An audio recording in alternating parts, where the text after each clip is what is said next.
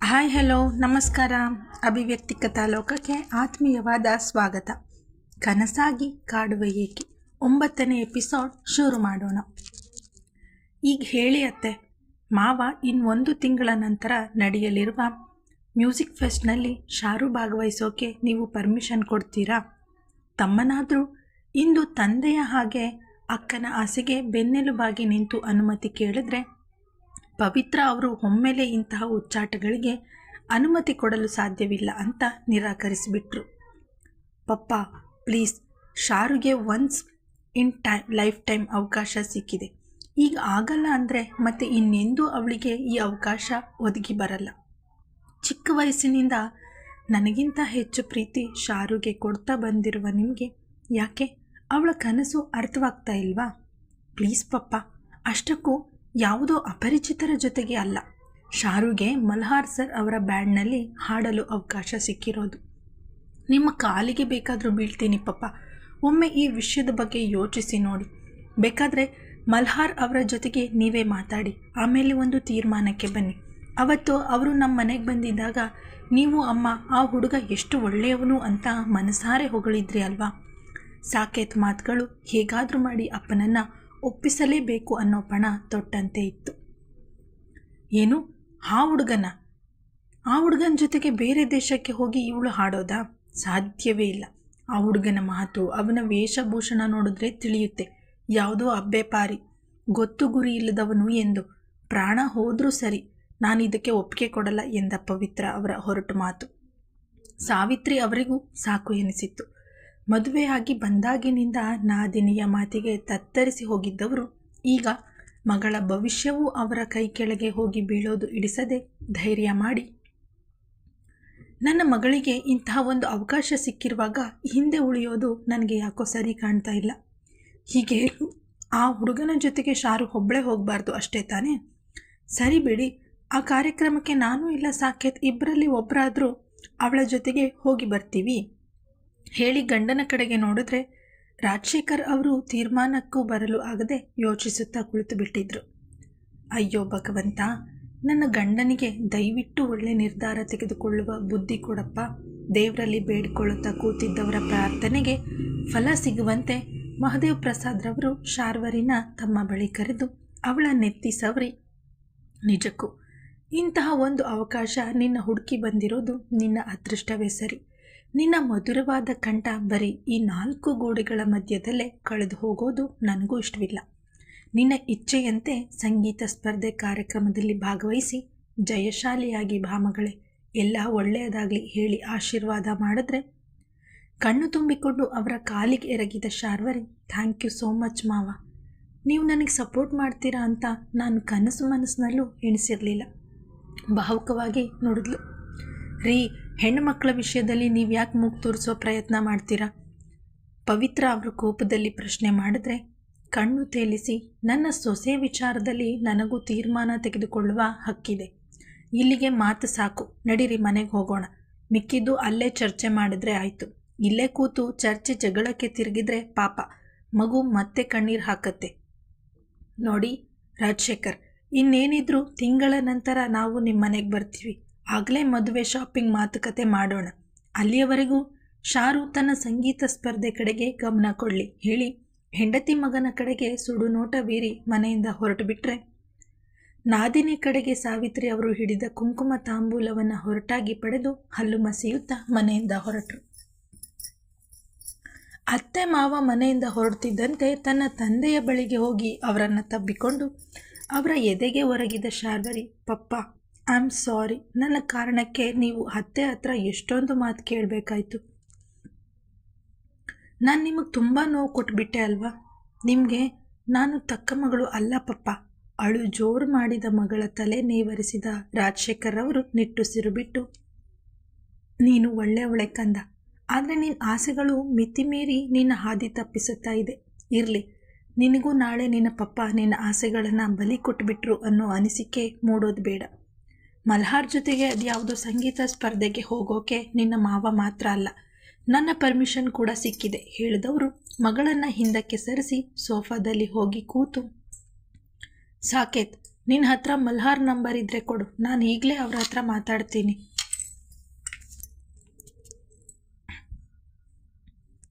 ಈ ಸ್ಪರ್ಧೆಗೆ ಶಾರು ದುಬೈಗೆ ಹೋಗಬೇಕಲ್ವಾ? ಶಾರು ಜೊತೆಗೆ ನಿನ್ನ ಅಮ್ಮ ಸಹ ಹೋಗೋದ್ರಿಂದ ಎಷ್ಟು ಖರ್ಚಾಗುತ್ತದೆ ಅನ್ನೋದನ್ನು ಕೇಳಿ ನೋಡ್ತೀನಿ. ಹೇಗಿದ್ರೂ ಇವಳ ಮದುವೆಗೆ ಅಂತ ನನ್ನ ಸೇವಿಂಗ್ಸ್ನಲ್ಲಿ ಹಣ ಇದೆಯಲ್ಲ, ಅದನ್ನೇ ಉಪಯೋಗಿಸ್ಕೊಂಡ್ರೆ ಆಯಿತು. ಮತ್ತು ಮದುವೆ ಟೈಮ್ನಲ್ಲಿ ಹಣ ಕಡಿಮೆ ಆದರೆ ಲೋನ್ ತೆಗೆದುಕೊಳ್ತೀನಿ. ಹಾಗೆ ಇನ್ನೊಂದು ಮಾತು ಸಾವಿತ್ರಿ, ಒಂದು ಸಲ ಮಗಳ ಆಸೆಗೆ ಅಸ್ತು ಅಂದೆ ಅಂತ ಪದೇ ಪದೇ ಬೇರೆ ಬೇಡಿಕೆಗಳನ್ನು ಇಡಬೇಡ. ಶಾರು, ನಿನಗೂ ಒಂದು ಮಾತು ಹೇಳೋಕೆ ಇಷ್ಟಪಡ್ತೀನಿ. ನಿನ್ನ ಮೇಲೆ ನಂಬಿಕೆ ಇರೋದಕ್ಕೆ ಇಷ್ಟವಿಲ್ಲದೆ ಇದ್ದರೂ ನಿನ್ನ ಆಸೆಗೆ ಒಪ್ಪಿಗೆ ಸೂಚಿಸಿ ಸಂಗೀತ ಸ್ಪರ್ಧೆ ಕಾರ್ಯಕ್ರಮದಲ್ಲಿ ಭಾಗವಹಿಸಲು ನಾನು ಅನುಮತಿ ಕೊಟ್ಟಿದ್ದೀನಿ. ಹಾಗೆ ನೀನು ಸಹ ಇನ್ನೆರಡು ತಿಂಗಳ ನಂತರ ಆದಿ ಜೊತೆಗೆ ನಡೆಯುವ ನಿನ್ನ ಮದುವೆಗೆ ಯಾವುದೇ ತಕರಾರು ಮಾಡುವ ಹಾಗಿಲ್ಲ. ಅಪ್ಪನ ಮಾತಿಗೆ ತಲೆ ಆಡಿಸಿ ಐ ಪ್ರಾಮಿಸ್ ಪಪ್ಪ. ದೊಡ್ಡ ಸ್ಟೇಜ್ ಮೇಲೆ ತುಂಬ ಜನಗಳ ಎದುರಿಗೆ ನನ್ನ ಸಂಗೀತ ಪ್ರತಿಭೆ ಪ್ರದರ್ಶನ ಮಾಡುವ ಆಸೆ ಈಡೇರಿದ್ರೆ ಆಮೇಲೆ ನೀವು ಹೇಳಿದಾಗೆ ಕೇಳ್ಕೊಂಡಿರ್ತೀನಿ. ನನ್ನ ಬದುಕೆ ಮುಗಿದು ಹೋಯಿತು ಅನ್ನೋ ಸಂಕಟದಲ್ಲಿ ಇದ್ದ ಹುಡುಗಿಗೆ ಈಗ ತನ್ನ ಕನಸು ನನಸು ಆಗುತ್ತಿರುವ ಸಂದರ್ಭದಲ್ಲಿ ತನ್ನ ತಂದೆಗೆ ಬೇಸರ ಮಾಡಲು ಇಚ್ಛಿಸದೆ ಅವರ ಆಸೆಯಂತೆ ನಡೆಯುವೆ ಎಂದು ಮಾತು ಕೊಟ್ಬಿಟ್ಲು. ನಿಜಾನ ಕಂದ? ಹಾಗಾದರೆ ಮತ್ತೆ ಇನ್ನೆಂದೂ ಆದಿಗೆ ಫೋನ್ ಮಾಡಿ ನೀನು ಇಷ್ಟ ಇಲ್ಲ, ನಿನ್ನ ಮೇಲೆ ಫೀಲಿಂಗ್ಸ್ ಇಲ್ಲ, ಈ ಮದುವೆ ಬೇಡ ಅಂತೆಲ್ಲ ಹೇಳೋದಿಲ್ಲ ತಾನೇ ಕೇಳಿದರು. ಇಲ್ಲ ಪಪ್ಪ, ನಾನು ಈ ತಪ್ಪನ್ನು ಮತ್ತೆ ರಿಪೀಟ್ ಮಾಡಲ್ಲ. I promise. ಹಾಗೆಯೇ ನನ್ನ ಖುಷಿಗಾಗಿ ಸಂಗೀತ ಸ್ಪರ್ಧೆಯಲ್ಲಿ ಭಾಗವಹಿಸೋಕೆ ಒಪ್ಪಿಗೆ ಕೊಟ್ಟಿದ್ದಕ್ಕೆ ಥ್ಯಾಂಕ್ ಯು ಸೋ ಮಚ್ ಹೇಳಿ ತನ್ನ ತಂದೆಯ ಪಕ್ಕ ಕೂತು ಅವರ ತೋಳು ಬಳಸಿದರೆ ಸಾಕೇತ್ ಶಾರ್ವರಿ ಕೈಯಲ್ಲಿ ಇದ್ದ ವಿಸಿಟಿಂಗ್ ಕಾರ್ಡ್ನ ಮೆಲ್ಲಗೆ ಪಡೆದು ಅವನ ತಂದೆಯ ಕಡೆಗೆ ಚಾಚಿದ. ಇದೇನೋ ಸಾಕು, ವಿಸಿಟಿಂಗ್ ಕಾರ್ಡ್ ಪೂರ ಮುದುರಿ ಹೋಗಿದೆ, ಸಣ್ಣ ವಸ್ತುವನ್ನು ಸಹ ಜೋಪಾನ ಮಾಡೋಕ್ಕೆ ಬರಲ್ವಲ್ಲ. ಗೊಣಗಿಕೊಂಡು ಕಾರ್ಡ್ನಲ್ಲಿ ಇದ್ದ ಮೊಬೈಲ್ ನಂಬರ್ಗೆ ಕರೆ ಮಾಡಿದ್ರು. ಅರ್ಧ ಗಂಟೆ ಆದರೂ ಶಾರ್ವರಿಯಿಂದ ಕರೆ ಬಂದಿಲ್ಲ ಅನ್ನೋ ಬೇಸರದಲ್ಲಿ ಮುಖ ದಪ್ಪ ಮಾಡಿಕೊಂಡು ರೂಮ್ನಲ್ಲಿ ಒಬ್ಬನಿಗೆ ಇರೋಕೆ ಬೇಸರಾಗಿ ತನ್ನ ಅಜ್ಜ ಅಜ್ಜಿಯ ರೂಮ್ಗೆ ಹೋಗಿ ತನ್ನ ಮಾತಿನ ಸರ ಪಟಾಕಿ ಸಿಡಿಸುತ್ತಿದ್ದ ಮಲ್ಹಾರ್. ಅವನ ಮಾತುಗಳ ಮಧ್ಯೆ ರಿಂಗ್ ಆದ ಫೋನ್ ನೋಡಿ ಮತ್ತೆ ಯಾವುದೋ ಅನ್ನೋನ್ ನಂಬರ್. ಆದರೆ ಇದು ನಮ್ಮ ನಾಚಿಕೆಯ ಭಂಡಾರದ ಕಾಲ್ ಆಗಿರೋಕ್ಕೆ ಸಾಧ್ಯವಿಲ್ಲ. ತನ್ನಲ್ಲೇ ಪುಸಿ ನುಡಿದು ಕರೆ ಸ್ವೀಕರಿಸಿ ತನ್ನ ಪರಿಚಯ ಹೇಳಿದ. ನಮಸ್ಕಾರ ಮಲ್ಹಾರ್, ನಾನು ರಾಜಶೇಖರ್, ಶಾರ್ವರಿ ತಂದೆ ಎಂದು ಹೇಳಿದ್ದೇ ತಡ ಕೂತಲ್ಲಿಂದ ಚಂಗನೆ ಜಿಗಿದು ಅಂಕಲ್ ನೀವಾ? ಏನಾಶ್ಚರ್ಯ ಕೇಳಿದವನು ನಿಮ್ಮ ಮಗಳು ಕಾಲ್ ಮಾಡ್ತಾಳೆ ಅಂದ್ಕೊಂಡಿದ್ದೆ, ಆದರೆ ನೀವು ಕಾಲ್ ಮಾಡಿದ್ದೀರಾ? ಮೆಲ್ಲಗೆ ಗೊಣಗಿದ. ನಿನ್ನ ಹತ್ರ ಸ್ವಲ್ಪ ಮುಖ್ಯವಾದ ವಿಷಯ ಮಾತಾಡೋದಿತ್ತು, ಬಿಡುವಿದೆಯಾ ಕೇಳಿದ್ರೆ ಹ್ಞೂ ಅಂಕಲ್ ಅಂತ ಹೇಳಿದವನು ತನ್ನ ಅಜ್ಜಿ ತಾತನಿಗೆ ಆಮೇಲೆ ಬರ್ತೀನಿ ಅಂತ ಸನ್ನೆ ಮಾಡಿ ದಾಪುಗಾಲ ಹಾಕುತ್ತಾ ತನ್ನ ರೂಮ್ ಸೇರಿದ. ಶಾರು ಹೇಳ್ತಾ ಇದ್ಲು, ನೀನು ಅವಳಿಗೆ ದುಬೈನಲ್ಲಿ ಆಡುವ ಅವಕಾಶ ಕೊಟ್ಟಿದ್ದೀಯಾ ಅಂತ. ನಿಜಾನಪ್ಪ? ನನ್ನ ಮಗಳಿಗೆ ನೀನು ಇಷ್ಟು ದೊಡ್ಡ ಅವಕಾಶ ಕೊಡ್ತಾ ಇದ್ದೀಯಾ ಅಂದರೆ ನನಗೆ ನಂಬೋದಕ್ಕೆ ಆಗ್ತಾ ಇಲ್ಲ. ರಾಜಶೇಖರ್ ಅವರ ಮಾತು ಕೇಳಿ ಎರಡೆರಡು ಸಲ ತಾನೇ ಚಿವುಟಿಕೊಂಡ ಮಲ್ಹಾರ್, ಇವರಿಗೆ ನನ್ನ ಮೇಲೆ ನಂಬಿಕೆ ಇದೆಯೋ ಇಲ್ವೋ, ಆದರೆ ನನಗಂತೂ ಇವರ ಮಾತನ್ನು ನಂಬೋಕ್ಕಾಗ್ತಿಲ್ಲ. ಮೆಲ್ಲಗೆ ಹೇಳಿಕೊಂಡು ಓ ಅಂಕಲ್, ನಿಮ್ಮ ಮಗಳ ವಾಯ್ಸ್ ಕೇಳಿ ನಮ್ಮ ತಂಡಕ್ಕೆ ಇಂತಹ ಸುಮಧುರ ಗಾಯಕರ ಅವಶ್ಯಕತೆ ಇದೆ. ನಿಮಗೆ ಇಷ್ಟ ಇದ್ದಲ್ಲಿ ನಮ್ಮ ತಂಡದ ಪರವಾಗಿ ಸ್ಪರ್ಧೆಯಲ್ಲಿ ಭಾಗವಹಿಸುತ್ತೀರಾ ಅಂತ ಕೇಳಿದ್ದೆ, ಆದರೆ ಅವರು ನನಗಿದ್ರಲ್ಲಿ ಆಸಕ್ತಿ ಇಲ್ಲ ಅಂತ ಹೇಳಿಬಿಟ್ರು. ಹಾಗಾಗಿ ನಾನು ಬಲವಂತ ಮಾಡೋಕ್ಕೆ ಹೋಗಲಿಲ್ಲ ಹೇಳ್ದ. ಹೌದು ಕಣಪ್ಪ, ಶಾರು ಮದುವೆ ಆಗಿ ಹೋದ್ಮೇಲೆ ಇಂತಹ ಸಂಗೀತ ಕಾರ್ಯಕ್ರಮಗಳಲ್ಲಿ ಪಾಲ್ಗೊಳ್ಳುವುದು ನಮ್ಗೆ ಯಾರಿಗೂ ಇಷ್ಟವಿಲ್ಲ. ಆದರೆ ಮದುವೆಗೆ ಇನ್ನೂ 2 ತಿಂಗಳು ಇದೆ ಅಲ್ವಾ, ಅದಕ್ಕೆ ಮದುವೆಗೆ ಮೊದಲು ಅಂದರೆ ಮುಂದಿನ ತಿಂಗಳು ನಡೆಯಲಿರುವ ಸ್ಪರ್ಧೆಯಲ್ಲಿ ಭಾಗವಹಿಸಬೇಕು ಎಂಬ ಆಸೆಯನ್ನು ಶಾರು ವ್ಯಕ್ತಪಡಿಸಿದ್ಲು. ಅದಕ್ಕೆ ನಿನ್ನ ಹತ್ರ ನನ್ನ ಮಗಳ ಆಸೆ ಬಗ್ಗೆ ತಿಳಿಸಿ ಹಾಗೆಯೇ ನನಗಿರುವ ಅನುಮಾನಗಳನ್ನು ಬಗೆಹರಿಸಿಕೊಳ್ಳೋಕೆ ಫೋನ್ ಮಾಡಿದೆ. ನೋಡಪ್ಪ, ಏನೇ ಆದರೂ ನಾವು ಶಾರು ಒಬ್ಬಳನ್ನೇ ನಿನ್ನ ಜೊತೆಗೆ ಕಳುಹಿಸಿಕೊಡಲು ಸಾಧ್ಯವಿಲ್ಲ. ನಿನ್ನ ತಂಡಕ್ಕೆ ನನ್ನ ಮಗಳನ್ನು ಸೇರಿಸಿಕೊಳ್ಳೋದೇ ಆದರೆ ಅವಳ ಜೊತೆಗೆ ನನ್ನ ಹೆಂಡತಿ ಸಹ ಬರ್ತಾಳೆ. ಇದಕ್ಕೆ ಒಪ್ಪಿಗೆ ಇದ್ದರೆ ಮಾತ್ರ ಮುಂದಿನ ವಿಷಯಗಳ ಬಗ್ಗೆ ಮಾತಾಡೋಣ, ಇಲ್ಲ ಒಬ್ಬಳೇ ಬರಬೇಕು ಅಂದರೆ ಈ ವಿಷಯವನ್ನು ಇಲ್ಲಿಗೆ ಬಿಟ್ಟು ಬಿಡೋಣ ಎಂದು ಹೇಳಿದ್ರೆ ಮಲ್ಹಾರ್ ನಸು ನಕ್ಕು ಶಾರ್ವರಿ ಅವರು ನನ್ನ ಆಫರ್ನ ಒಪ್ಪಿದ್ದಾರೆ ಅಂದರೆ ನನಗೆ ಇದಕ್ಕಿಂತ ಸಂತೋಷದ ಸುದ್ದಿ ಇನ್ನೊಂದಿಲ್ಲ ಅಂಕಲ್. ನೀವು ಹೇಳಿದ ವಿಚಾರಕ್ಕೆ ನನಗೆ ಒಪ್ಪಿಗೆ ಇದೆ. ನಿಮ್ಮ ಮಗಳ ಜೊತೆ ಬರೀ ಅವರ ತಾಯಿ ಯಾಕೆ, ನೀವು ಬನ್ನಿ ಅಂಕಲ್, ಜಸ್ಟ್ 3 ದಿನ ಅಷ್ಟೇ, ಸಾಕೇತ್ ಸಹ ಬರಲಿ. ಸಂಗೀತ ಕಾರ್ಯಕ್ರಮ ಜೊತೆಗೆ ಫ್ಯಾಮಿಲಿ ಫುಲ್ ದುಬೈ ಟ್ರಿಪ್ ಮಾಡಿದ ಹಾಗೂ ಆಗತ್ತೆ. ಮಲ್ಹಾರ್ ಮಾತು ಕೇಳಿ ರಾಜಶೇಖರ್ ಅವರ ಮನದಲ್ಲಿ ಮೂಡಿದ ಆತಂಕ ಶಮನವಾಯಿತು. ಎಲ್ಲಿ ಅವನು ಇದು ಯುವಕರ ಬಳಗ, ವಯಸ್ಸಾದವರು ಜೊತೆಗೆ ಬರಬಾರ್ದು ಅಂತೆಲ್ಲ ಹೇಳಿಬಿಡ್ತಾನೋ ಅನ್ನೋ ಆತಂಕದಲ್ಲಿ ಇದ್ದವರಿಗೆ ಮಲ್ಹಾರ್ನ ಮಾತು ಧೈರ್ಯ ತುಂಬಿತ್ತು. ಸಾವಿತ್ರಿ ಮಗಳ ಜೊತೆಗೆ ಇದ್ದರೆ ನನಗೆ ನನ್ನ ತಾಯಿನ ನೋಡಿಕೊಳ್ಳುವ ಜವಾಬ್ದಾರಿ ಇರುತ್ತೆ. ಅಲ್ಲದೆ ಸಾಕೇತ್ ಕಾಲೇಜ್ ತಪ್ಪಿಸೋಕ್ಕಾಗಲ್ಲ. ಹಾಗಾಗಿ ಶಾರು ಜೊತೆಗೆ ಸಾವಿತ್ರಿ ಒಬ್ಬಳೇ ಬರ್ತಾಳೆ. ಸರಿ, ಹಾಗಾದರೆ ನನ್ನ ಮಗಳ ಹತ್ರ ಮಾತಾಡಿ ಅವಳ ಕೈಯಲ್ಲಿ ನಿಮಗೆ ಫೋನ್ ಮಾಡಿಸ್ತೀನಿ. ಮುಂದೆ ಅದೇನೇನು ತಯಾರಿ ಮಾಡಿಕೊಳ್ಬೇಕು ಅವಳಿಗೆ ತಿಳಿಸ್ಬಿಡಿ. ಹಾಗೆ ಇನ್ನೊಂದು ಮಾತು ಮಲ್ಹಾರ್, ಅವಳು ಆಸೆ ಪಟ್ಟಿದ್ದಕ್ಕೆ ಈ ಸಲ ನಿಮ್ಮ ಜೊತೆಗೆ ಕಳುಹಿಸಿಕೊಡಲು ಒಪ್ಪಿರುವುದು. ಇದಾದ ಮೇಲೆ ಅವಳು ಮದುವೆಯಾಗಿ ಗಂಡನ ಮನೆಗೆ ಹೋಗ್ತಾಳೆ. ಅಲ್ಲಿಗೆ ಇದೇ ಅವಳ ಮೊದಲ ಹಾಗೂ ಕೊನೆಯ ಪ್ರದರ್ಶನ ಆಗತ್ತೆ. ನಿಮಗೆ ಅವಳ ಪರ್ಫಾರ್ಮೆನ್ಸ್ ಇಷ್ಟ ಆಯಿತು ಅಂತ ಮತ್ತೆ ಅವಳು ನಿಮ್ಮೊಟ್ಟಿಗೆ ಸೇರಿ ಆಡ್ತಾಳೆ ಅನ್ನೋ ಆಸೆಯೆಲ್ಲ ಇಟ್ಕೋಬೇಡಿ ಹೇಳಿದ್ರು. ಈ ಮಾತು ಕೇಳಿ ಮಲ್ಹಾರ್ಗೆ ಬೇಸರ ಆದರೂ ಮುಂದೆ ನೋಡಿಕೊಂಡ್ರೆ ಆಯಿತು. ಈಗ ಸದ್ಯಕ್ಕೆ ಮುರಿದೇ ಹೋಯ್ತು ಅನ್ನೋ ತನ್ನ ಕನಸನ್ನು ನನಸು ಮಾಡಿಕೊಳ್ಳೋ ಅವಕಾಶ ಸಿಕ್ಕಿರುವಾಗ ಅದರ ಕಡೆಗೆ ಗಮನ ಕೊಡೋಣ ಅಂತ ರಾಜಶೇಖರ್ ಅವರ ಮಾತಿಗೆ ಒಪ್ಪಿ ಕಾಲ್ ಕಟ್ ಮಾಡಿದವನು ತನ್ನ ಸಂತೋಷಕ್ಕೆ ಪಾರವೇ ಇಲ್ಲದಂತೆ ಕುಣಿದು ಕುಪ್ಪಳಿಸಿಬಿಟ್ಟ. ಮನೆ ತಲುಪುತ್ತಿದ್ದ ಹಾಗೆ ಕೋಪದಲ್ಲಿ ಹಲ್ಲು ಕಡಿದು ಆದಿತ್ಯ, ಶಾರು ಮುಂದೆ ನನ್ನ ಹೆಂಡತಿ ಆಗೋಳು, ನನ್ನ ಅಮ್ಮನ ಸೊಸೆಯಾಗಿ ಈ ಮನೆಗೆ ಬರೋಳು. ಅವಳ ವಿಷಯದಲ್ಲಿ ನಿಮಗೆ ಮೂಗು ತೂರಿಸುವ ಅಗತ್ಯ ಇರಲಿಲ್ಲ. ಅಪ್ಪನ ಮೇಲೆ ಕೂಗಾಡಿದ್ರೆ ನೋಡೋವರೆಗೂ ನೋಡಿ ಬೆಳೆದ ಮಗ ಅನ್ನೋದನ್ನು ಲೆಕ್ಕಿಸದೆ ಅವನ ಕಪಾಳಕ್ಕೆ ಬಾರಿಸಿ ಒಬ್ಬನೇ ಮಗ ಅನ್ನೋ ಸಲಿಗೆ ಹೆಚ್ಚಾಗಿದೆ ಅನಿಸುತ್ತೆ. ಅದಕ್ಕೆ ನನ್ನ ಎದುರಿಗೆ ನಿಂತು ನನಗೆ ಪ್ರಶ್ನೆ ಮಾಡುವ ಮಟ್ಟಕ್ಕೆ ಬೆಳೆದು ಬಿಟ್ಟಿದ್ದೀಯ ಅಲ್ವಾ? ಅಷ್ಟಕ್ಕೂ ಶಾರು ಬರೀ ನಿನ್ನ ಅಮ್ಮನಿಗೆ ಸೊಸೆ ಅಲ್ಲ, ನನಗೂ ಸೊಸೆ. ಅದು ನೆನಪಿರಲಿ. ನೀನು ಅಷ್ಟೇ ಪವಿತ್ರ. ಮಗನ ತಲೆಯಲ್ಲಿ ನನ್ನ ಬಗ್ಗೆ ಇಲ್ಲಸಲ್ಲದ ವಿಚಾರಗಳನ್ನು ತುಂಬಿ ಅವನು ಅಪ್ಪ ಅಂದರೆ ಚೀತು ಅನ್ನುವ ಮಟ್ಟಕ್ಕೆ ಬಂದುಬಿಟ್ಟಿದ್ದಾನೆ. ನೀನು ಬೇಕು ಅಂತಲೇ ಇದೆಲ್ಲ ಮಾಡ್ತಾ ಇದ್ದೀಯ ಅಂತ ಗೊತ್ತು. ಮಗ ನಿನ್ನನ್ನು ಮಾತ್ರ ಮಾತು ಕೇಳಬೇಕು, ನಿನ್ನ ಕೈಯಲ್ಲಿ ಆಡುವ ಗೊಂಬೆಯಂತೆ ಇರಬೇಕು ಅನ್ನೋ ಕಾರಣಕ್ಕೆ ನನ್ನ ಮೇಲೆ ಅವನಿಗೆ ದ್ವೇಷ ಬರುವ ಹಾಗೆ ಮಾಡಿಬಿಟ್ಟಿದ್ದೀಯ.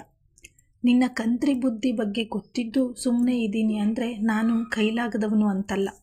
ಮನೆಯ ವಾತಾವರಣ ಹಾಳೋಗೋದು ಬೇಡ ಅಂತ ಸುಮ್ಮನೆ ಉಳಿದಿದ್ದೀನಿ ಅಂತ ಅರ್ಥ. ಆದರೆ ನಿನ್ನ ಕುಹಕ ಬುದ್ಧಿಗೆ ಅಪ್ಪ ಮಗನ ಸಂಬಂಧ ಹಾಳಾದ ಹಾಗೆ ನಮ್ಮ ಶಾರು ಬದುಕು ಹಾಳಾಗೋಕೆ ನಾನು ಬಿಡಲ್ಲ. ನೋಡು ಆದಿತ್ಯ, ಇನ್ನಾದರೂ ಅಮ್ಮನ ಸೆರಗು ಹಿಡಿದು ಅವಳು ಸಾಕಿದ ನಾಯಿಯ ಹಾಗೆ ಅವಳ ಹಿಂದೆ ಮುಂದೆ ಅಲಿಯೋದನ್ನು ಬಿಟ್ಟು ಬುದ್ಧಿ ಇರುವ ಮನುಷ್ಯನ ಹಾಗೆ ನಡೆದುಕೊಳ್ಳೋಕೆ ಶುರು ಮಾಡು. ಪಾಪ ಶಾರು ನಿನಗೆ ಫೋನ್ ಮಾಡಿ ತನ್ನ ಆಸೆಗಳ ಬಗ್ಗೆ ಕನಸುಗಳ ಬಗ್ಗೆ ಹೇಳಿಕೊಂಡಾಗ ಒಳ್ಳೆ ರೀತಿಯಲ್ಲಿ ಸ್ಪಂದಿಸೋದು ಬಿಟ್ಟು ಒಳ್ಳೆ ಸ್ಕೂಲ್ ಮಗು ಥರ ಎಲ್ಲವನ್ನ ತೆಗೆದುಕೊಂಡು ಬಂದು ಅಮ್ಮನ ಹತ್ರ ಚಾಡಿ ಹೇಳಿ ಅವಳಿಗೆ ಬಯಸಿದ್ಯಲ್ಲ, ಇದಾ ಗಂಡಸರ ಲಕ್ಷಣ? ಥೂ, ನಿನ್ನ ಜನ್ಮಕ್ಕೆ ನಾಚಿಕೆ ಆಗಬೇಕು. ಅದೇನು ಅಂತ ನನ್ನ ಮಗನಾಗಿ ಹುಟ್ಟಿದ್ಯೋ. ಮಗನ ವಿಚಾರಕ್ಕೆ ರೋಸೊತ್ತು ಹೋಗಿದ್ದವರು ಅವನನ್ನು ಚೆನ್ನಾಗಿ ಬೈದು ಬುದ್ಧಿ ಹೇಳಿ ತಮ್ಮ ಪಾಡಿಗೆ ರೂಮ್ ಸೇರಿದ್ರೆ ಅಪ್ಪನ ಯಾವ ಬುದ್ಧಿ ಮಾತು ತನಗಲ್ಲ ಎಂಬಂತೆ ತಾಯಿಯ ಬಳಿಗೆ ಹೋಗಿ, ಶಾರುಗೆ ಅಪ್ಪ ಏನಾದರೂ ಸಪೋರ್ಟ್ ಮಾಡಲಿ, ನಾಳೆ ಅವಳು ಈ ಮನೆಗೆ ಸೊಸೆಯಾಗಿ ಬಂದ ಮೇಲೆ ನನ್ನ ಜೊತೆಗೆ ತಾನೇ ಹೇಗೆ ಬೇಕು, ಆಗ ಅವಳಿಗೆ ಅರ್ಥ ಮಾಡಿಸ್ತೀನಿ ನನ್ನ ಅಮ್ಮನ ಇಚ್ಛೆಯ ವಿರುದ್ಧ ಹೋದರೆ ಪರಿಣಾಮ ಹೇಗಿರುತ್ತೆ ಅಂತ. ಕೋಪದಲ್ಲಿ ಹಲ್ಲು ಕಡಿದು ಹೇಳಿದರೆ ಪವಿತ್ರ ಅವರು ಸಹ ಕಣ್ಣು ಕೆಂಪು ಮಾಡಿಕೊಂಡು ಶಾರ್ವರಿ ಸೊಸೆಯಾಗಿ ಈ ಮನೆಗೆ ಬರಲಿ, ಆಮೇಲೆ ಅವಳ ಸ್ಥಾನ ಏನು ಅಂತ ನಾನು ತೋರಿಸ್ತೀನಿ ಎಂದು ಆವೇಶದಲ್ಲಿ ಬುಸ್ಕೊಟ್ಟಿದ್ರು.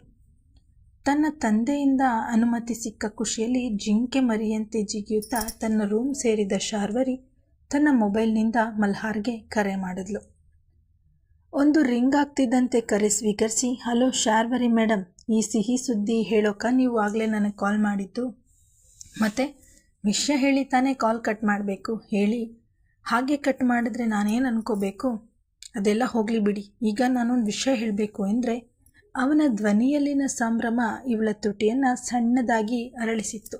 ಏನು ಹೇಳಿ? ಮೆಲು ಧ್ವನಿಯಲ್ಲಿ ಕೇಳಿದ್ಲು. ದುಬೈನಲ್ಲಿ ನಡೆಯುವ ಮ್ಯೂಸಿಕ್ ಫೆಸ್ಟ್ನಲ್ಲಿ ಭಾಗವಹಿಸಬೇಕು ಅನ್ನೋದು ನನ್ನ ಎಷ್ಟೋ ವರ್ಷದ ಕನಸಾಗಿತ್ತು. ಕಾಲೇಜ್ನಲ್ಲಿದ್ದಾಗ ನಾನು ಜಾನ್ ಇಬ್ಬರು ಮುಂದೆ ನಾವು ನಮ್ಮದೇ ಬ್ಯಾಂಡ್ ಅಂತ ಶುರು ಮಾಡಿದಾಗ ಈ ಫೆಸ್ಟ್ನಲ್ಲಿ ಭಾಗವಹಿಸಲೇಬೇಕು ಅನ್ನೋ ತೀರ್ಮಾನ ಮಾಡಿದ್ವಿ. ಆದರೆ 2 ವರ್ಷ ನಮ್ಮ ಬ್ಯಾಂಡ್ ಇದಕ್ಕೆ ಸೆಲೆಕ್ಟ್ ಆಗಲಿಲ್ಲ. ಎಷ್ಟೇ ಆಗಲಿ ಹೊಸದಾಗಿ ಶುರು ಮಾಡಿದ್ದ ಟೀಮ್, ಅಂಥದ್ದೇನು ಹೆಸರು ಮಾಡಿರಲಿಲ್ಲ. ಆದರೆ ಹೋದ ವರ್ಷ ನಾನು ಹಾಗೆ ಸುಮ್ಮನೆ ಬೆಂಗಳೂರಿನ ಒಂದು ಕ್ಲಬ್ನಲ್ಲಿ ಸ್ಟ್ಯಾಂಡಪ್ ಕಾಮಿಡಿ ಮಾಡಿದೆ. ರಾತ್ರೋರಾತ್ರಿ ಫೇಮಸ್ ಆಗಿಬಿಟ್ಟೆ ಕಣ್ರಿ. ಆಮೇಲೆ ನಾನು ಸಿಂಗರ್ ಅಂತ ಗೊತ್ತಾಗಿ ನನ್ನ ಬ್ಯಾಂಡ್ ಕೂಡ ಸ್ವಲ್ಪವೇ ಹೆಸರು ಮಾಡೋಕ್ಕೆ ಶುರು ಮಾಡ್ತು. ಅಂತೂ 3 ವರ್ಷದ ತಪಸ್ಸನ್ನು ಫಲಿಸುವ ಹಾಗೆ ದುಬೈ ಫೆಸ್ಟ್ಗೂ ಸಹ ಆಯ್ಕೆ ಆದ್ವಿ. ಆದರೆ ಒಳ್ಳೆ ಫೀಮೇಲ್ ಲೀಡ್ ಸಿಂಗರ್ ಸಿಗಲಿಲ್ಲ ಅನ್ನೋ ಬೇಸರದಲ್ಲಿ ನಾನೇ ಇನ್ನೇನು ಈ ಸ್ಪರ್ಧೆಯಿಂದ ನಮ್ಮ ಹೆಸರನ್ನು ಹಿಂಪಡೆಯುವ ಬಗ್ಗೆ ಯೋಚಿಸಿದ್ದೆ. ಆದರೆ ಅಷ್ಟರಲ್ಲಿ ದೇವತೆ ಹಾಗೆ ಬಂದು ನನ್ನ ಕನಸನ್ನು ನನ್ನ ಕೈ ಬಿಡದ ಹಾಗೆ ಕಾಪಾಡಿಬಿಟ್ರಿ. ನಿಮ್ಮ ಈ ಸಹಾಯಕ್ಕೆ ಬರೀ ಥ್ಯಾಂಕ್ಸ್ ಅಂದರೆ ಅಂದು ತುಂಬ ಸಣ್ಣ ಪದ. ಸಂತಸದಲ್ಲಿ ಅವನು ತನ್ನ ಮನಸ್ಸಿನ ಮಾತನ್ನು ಸ್ವಲ್ಪವೂ ಹಿಂಜರಿಯದೆ ಹೇಳ್ತಿದ್ರೆ ಮುಜುಗರದಲ್ಲಿ ಶಾರ್ವರಿ, ಥ್ಯಾಂಕ್ಸ್ ನೀವಲ್ಲ ರೀ, ನಾನು ಹೇಳಬೇಕು. ನಾನು ಒಳ್ಳೆ ಗಾಯಕಿ ಆಗಬಹುದು, ನನ್ನಲ್ಲಿರುವ ಟ್ಯಾಲೆಂಟ್ನ ವೇಸ್ಟ್ ಮಾಡಬೇಡಿ ಅಂತ ನೀವು ಹೇಳಿ ಹೋಗಿದ್ದ ಮಾತುಗಳೇ ನನ್ನಲ್ಲಿ ಸ್ವಲ್ಪ ಮನೋಬಲ ತಂದುಕೊಟ್ಟಿದ್ದು. ಅದಕ್ಕೆ ಆದಿತ್ಯನಿಗೆ ಫೋನ್ ಮಾಡಿ ನಾನು ಸಿಂಗರ್ ಆಗಬೇಕೆಂಬ ಆಸೆ ಇದೆ ಅಂತ ಹೇಳಿಬಿಟ್ಟೆ. ಇದರಿಂದ ನಮ್ಮ ಮನೆಯ ವಾತಾವರಣ ಸ್ವಲ್ಪ ಹದಗೆಟ್ಟಿದ್ದು ಸುಳ್ಳಲ್ಲ. ಆದರೆ ಪಪ್ಪ ಕೊನೆಗೂ ನನ್ನ ಆಸೆಗೆ ಒಪ್ಪಿಗೆ ಕೊಟ್ಟರು ನೋಡಿ. ನನಗದೇ ಖುಷಿ. ಆದರೆ ಇದೆಲ್ಲ ಸಾಧ್ಯ ಆಗಿದ್ದು ಸಾಕು ಇಂದ. ಚಿಕ್ಕ ಹುಡುಗ ಆದರೂ ಎಷ್ಟು ಅದ್ಭುತವಾಗಿ ಮಾತಾಡಿ ಮನೆಯವರನ್ನು ಒಪ್ಪಿಸ್ತಾ ಗೊತ್ತಾ? ಹೌದಾ? ಹಾಗಾದರೆ ನಿಮ್ಗೆ ಹೇಳೋ ಥ್ಯಾಂಕ್ಸ್ನಲ್ಲಿ ಅವನಿಗೂ ಪಾಲಿದೆ ಅಲ್ವಾ? ನಸುನಕ್ಕು ಕೇಳ್ದ. ಹೌದು, ಪೂರ್ತಿ ಥ್ಯಾಂಕ್ಸ್ ಅವನಿಗೆ ಸೇರಬೇಕು. ಹಾಗೆ ನಿಮಗೂ ಥ್ಯಾಂಕ್ಸ್, ಒಂದೇ ಒಂದು ಸಲ ನನ್ನ ಧ್ವನಿ ಕೇಳಿ ಇಷ್ಟು ದೊಡ್ಡ ಅವಕಾಶ ಕೊಡ್ತಾ ಇರೋದಕ್ಕೆ. ಈಗ ನಾನು ಏನೇನು ತಯಾರಿ ಮಾಡಿಕೊಳ್ಬೇಕು ಹೇಳ್ತೀರಾ? ನನಗಿದೆಲ್ಲ ತುಂಬ ಹೊಸ್ತು. ಹಾಡು ಹೇಳ್ತೀನಿ, ಆದರೆ ಸ್ಪರ್ಧೆ ಅಂದರೆ ಹೇಗೆ ತಯಾರಿ ಆಗಬೇಕು, ಯಾವ ತರಹದ ಹಾಡುಗಳನ್ನು ಹಾಡಬೇಕು ಇದೆಲ್ಲ ತಿಳಿದಿಲ್ಲ ಹೇಳಿದ್ಲು. ಕತೆ ಮುಂದಿನ ಭಾಗದಲ್ಲಿ ಮುಂದುವರಿಯುವುದು. Thank you.